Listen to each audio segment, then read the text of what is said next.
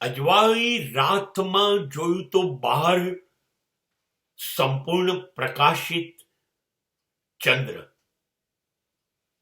અને અંદર મેં મારી અંદર જઈને જોયું તો માત્ર બ્રહ્માંડ. મને આ ઘટના બહુ જ અદ્ભુત લાગે છે. ચંદ્ર એટલે શીતળતા, ચંદ્ર એટલે રોશની, ચંદ્ર એટલે સ્વરૂપ. આ બધું બહાર છે. એટલે whatever is outside, that is a સમાજ ઓર સોસાયટી. જે રૂપ છે, જેમાં મજા છે, જેમાં આનંદ છે, જેમાં ખુશી છે, જેમાં આકર્ષણ છે, એ બધું સમાજ છે. એ બધું બહાર છે. અને એની તરફ જશો તો તમે બહારના બહાર જ રહેશો.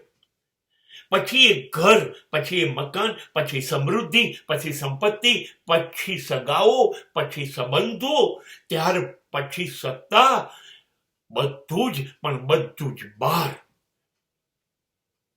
અને આ બધું છોડી અને પલાઠી વાળીને બેસી જાઓ અને આંખ બંધ કરો.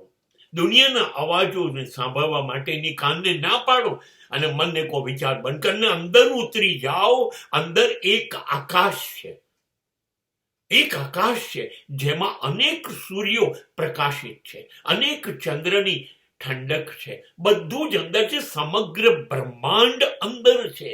બધું જ અંદર છે. પણ અંદર જાય કોણ?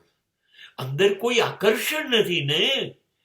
મજા તો બહાર આવે ને, આંખને, કાનને, જીભને, વિચારોને. એટલે બધાને સમાજ ગમે છે, બ્રહ્માંડ નથી ગમતું.